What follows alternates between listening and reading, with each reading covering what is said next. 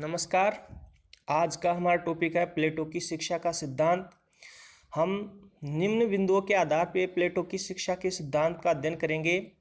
पहले देखेंगे हम शिक्षा का महत्व, फिर शिक्षा की पृष्ठभूमि। शिक्षा की पृष्ठभूमि के अंतर्गत हम देखते हैं जो एथेंस और स्पार्टा की जो शिक्षा की पद्धतियाँ थी वो कौन कौन सी थी। बाद में हम प्लेटो की शिक्षा योजना की रूपरेखा का अध्ययन करेंगे। उसके बाद में प्लेटो की प्रारंभिक शिक्षा, उस शिक्षा बाद प्लेटो के शिक्षा के सिद्धांत की प्रमुख विशेषताएं और फिर प्लेटो की शिक्षा योजना की आलोचनाएं। इन निम्न बिंदुओं के आधार पर हम प्लेटो की शिक्षा सिद्धांत को समझने का प्रयास करेंगे। जैसा कि प्लेटो ने अपनी पुस्तक रिपब्लिक में न्याय के सिद्धांत की खोज करता है और उसको प्राप्ति के लिए शिक्षा को प्रमुख आधार मानता है। प्लेटो लिखते हैं कि सामाजिक शिक्षा ही सामाजिक न्याय का साधन है। और एक फ्रेंच दार्शनिक जीन जैक्स रूसो ने रिपब्लिक के लिए कहा गया था कि प्लेटो की जो रिपब्लिक है वह केवल राजनीति शास्त्र का ही ग्रंथ नहीं है बल्कि शिक्षा पर लिखा गया सर्वश्रेष्ठ ग्रंथ है। इस प्रकार प्लेटो ने अपने राजनीतिक चिंतन में शिक्षा को महत्वपूर्ण स्थान प्रदान किया है। प्लेटो का मानना है कि किसी भी श्रेष्ठ राजनीतिक जीवन के निर्माण के लिए श्रेष्ठ शिक्षा प्रणाली होना नितांत आवश्यक है। और इस दार्शनिक ने शिक्षा पर इतना जोर दिया है जो इस तथ्य से प्रकट होती है कि रिपब्लिक की लगभग 4 पुस्तकें, बुक नंबर 2, 3, 6 और 7 में उसने अपना पूरा का पूरा ध्यान उपयुक्त शिक्षा प्रणाली की रूपरेखा प्रस्तुत करने पर ही केंद्रित किया है। प्लेटो की मान्यता है कि राज्य निष्प्रयोजन निराधार निर्मित नहीं होते, अपितु उनका निर्माण ऐसे व्यक्तियों द्वारा होता है जो श्रेष्ठ जीवन की उपलब्धि के लिए लालायित रहते हैं। इस प्रकार सेबाइन ने लिखा है कि प्लेटो ने राजनेताओं के मार्ग में बाधाओं को हटाने के लिए साम्यवाद को चाहे कितना भी महत्व क्यों नहीं दिया हो, लेकिन उसका मुख्य जोर साम्यवाद पर न होकर शिक्षा पर है। शिक्षा ही वह भावनात्मक साधन है जिसके द्वारा शासक समरसतापूर्ण राज्य की स्थापना करने के लिए मानव प्रकृति को सही दिशा में मोड़ सकता है। अब हम देखेंगे शिक्षा का महत्व। प्लेटो के राजनीतिक दर्शन में शिक्षा का महत्वपूर्ण स्थान है। उसकी मान्यता है कि राज्य प्रथम और सर्वोत्तम शिक्षण संस्थान है। प्लेटो के शिक्षा सिद्धांत का महत्व निम्न बिंदुओं से समझा जा सकता है।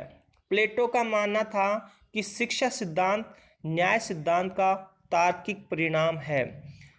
प्लेटो ने अपने आदर्श राज्य को न्याय सिद्धांत पर आधारित किया और इस सिद्धांत की प्रतिष्ठा के एक प्रमुख साधन के रूप में उसने शिक्षा के महत्व को स्वीकार किया है।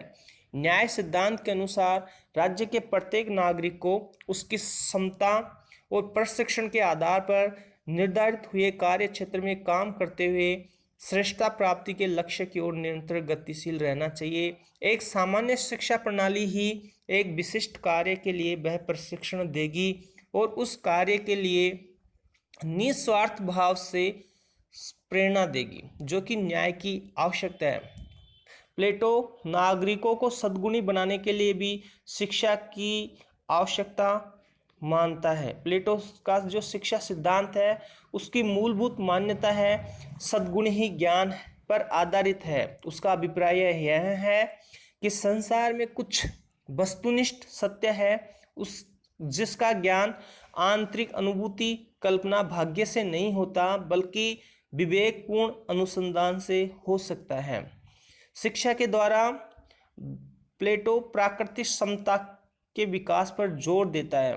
सामान्यतः 2 तत्व प्रकृति और पोषण ही व्यक्ति के चरित्र निर्माण हेतु समान रूप से अनिवार्य स्वीकार किए जाते हैं। प्लेटो यह मानता है कि शिक्षा के द्वारा मनुष्य की प्राकृतिक क्षमता का विकास किया जा सकता है। शिक्षा के सामाजिक पहलू से भी शिक्षा के महत्व इंगित होता है। प्लेटो की शिक्षा योजना का एक सामाजिक पहलू भी है। एक सामाजिक प्रक्रिया के रूप में शिक्षा व्यक्ति को समष्टि के साथ अपना समन्वय बैठाने में सहायता देती है। यह व्यक्ति में सत्यवादिता उत्पन्न करती है, जो उसमें आज्ञाकारिता, आत्मसंयम आदि समष्टि हितकर गुणों का विकास करती है। और जो नेक्स्ट बिंदु है वो है शिक्षा का राजनीतिक पहलू। दार्शनिक शासकों का निर्माण करना। प्लेटो के अनुसार शिक्षा विषयक कार्य राज्य के कार्यों में प्रमुख और महत्वपूर्ण स्थान रखता है। शिक्षा का महत्व इस बात में है कि यह नागरिकों को उनके राज्य के नैतिक जीवन में भाग लेने योग्य बनाती है। इस प्रकार प्लेटो ने शिक्षा के महत्व को इंगित किया है। अब हम देखेंगे जो प्लेटो के समय शिक्षा का जो प्रचलित थी, शिक्षा की जो योजना प्रचलित थी, वहाँ के जो नगर राज्य थे एथेंस और स्पार्टा, उनकी जो शिक्षा प्रणाली है उनका वर्णन भी प्लेटो ने किया है। एथेंस की शिक्षा प्रणाली। एथेंस में शिक्षा प्रत्येक परिवार का निजी कार्य समझा जाता था। इसमें सामान्यतः राज्य कोई हस्तक्षेप नहीं करता था। एथेंस की यह शिक्षा पद्धति व्यक्ति के शारीरिक, मानसिक, चारित्रिक विकास के लिए उपयुक्त थी, किंतु इसमें शिक्षा देना राज्य का नहीं बल्कि परिवार का दायित्व माना जाता था। इस प्रकार स्पार्टा की शिक्षा पद्धति। स्पार्टा की जो शिक्षा पद्धति थी एथेंस की शिक्षा पद्धति से नितांत भिन्न और पूर्ण रूप से राज्य द्वारा नियंत्रित थी।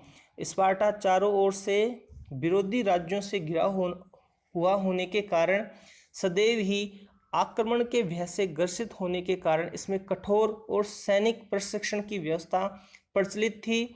स्त्रियों के लिए भी शारीरिक शिक्षा अनिवार्य थी, जिससे उनकी संतान बलवान और पुष्ट हों। इस प्रकार स्पार्टा की यह शिक्षा पद्धति राज्य की प्रकृति और आवश्यकता के अनुकूल थी। हम आगे देखते हैं प्लेटो की शिक्षा योजना। पद्धति के अंतर्गत शिक्षा व्यक्ति के जीवन की अनवरत प्रक्रिया है और व्यक्ति की शिक्षा की व्यवस्था राज्य के द्वारा ही की जानी चाहिए, ऐसा प्लेटो का मानना था।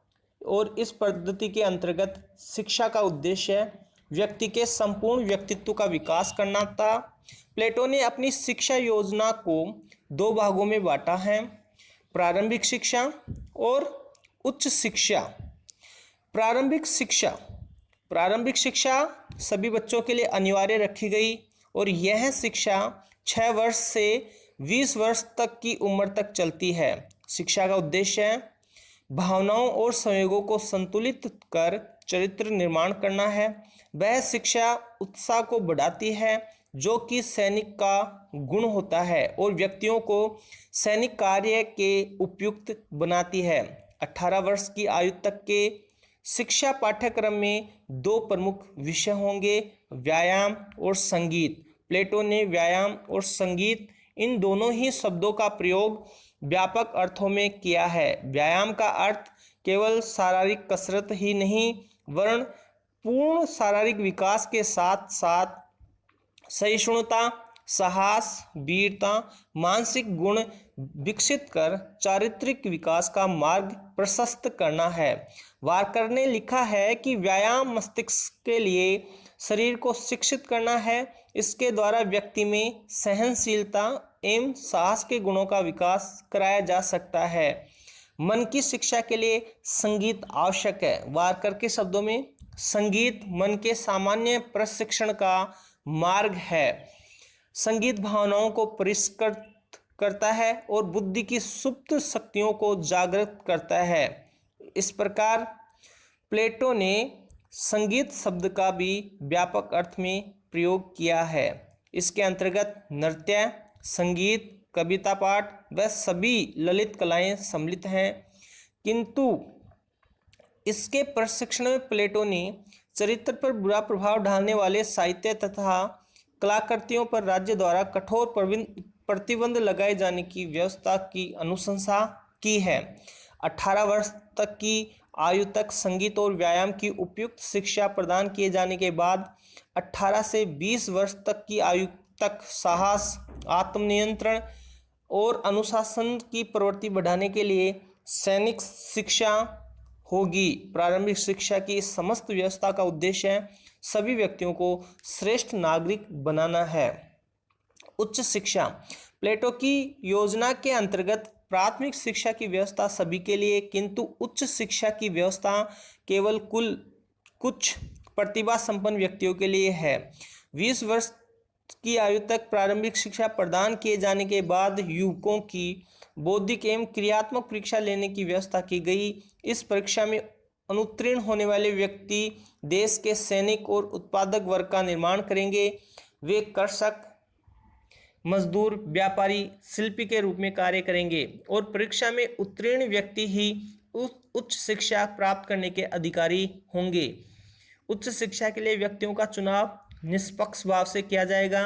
इसमें व्यक्ति की आर्थिक स्थिति, कुल के आधार पर कोई भेदभाव नहीं किया जाएगा। यह शिक्षा योजना संरक्षक वर्ग के लिए है। इसमें स्त्री व पुरुष दोनों ही भाग ले सकेंगे। इस पाठ्यक्रम के अंतर्गत गणित, नीतिशास्त्र, ज्योतिष और दर्शन शास्त्र का अध्ययन रखा गया है। गणित प्लेटो का प्रिय विषय था। इसे वह दर्शन शास्त्र की प्रथम सीढ़ी मानता है। दर्शन के भावी अध्ययन का मार्ग प्रशस्त करने, युद्ध में उपयोगी होने के कारण गणित को उच्च शिक्षा में विशेष स्थान दिया गया है। प्लेटो की शिक्षण संस्था अकादमी के प्रवेश द्वार पर यह वाक्य अंकित था कि गणित से अपरिचित व्यक्ति कोई भी यहाँ प्रवेश न करे। इस प्रकार 10 वर्ष की उच्च शिक्षा के बाद 30 वर्ष की आयु में एक परीक्षा होगी, जिसमें असफल रहने वाले राज्य के साधारण अधिकारी होंगे और सफल विद्यार्थियों को 5 वर्ष तक गणित, न्याय, तर्क और दर्शन की विशेष शिक्षा दी जाएगी। 5 वर्ष की इस शिक्षा में द्वंद्व और दर्शन पर विशेष बल दिया जाएगा, लेकिन 35 वर्ष तक यह शिक्षा अपूर्ण ही है, क्योंकि इसके अंतर्गत व्यक्तियों को सांसारिक स्थिति का व्यवहारिक अनुभव नहीं होता है। प्लेटो ने इसके लिए अगले 15 वर्षों तक जीवन की पाठशाला में अनेक व्यवहारिक शिक्षा प्राप्त करने की व्यवस्था करता है।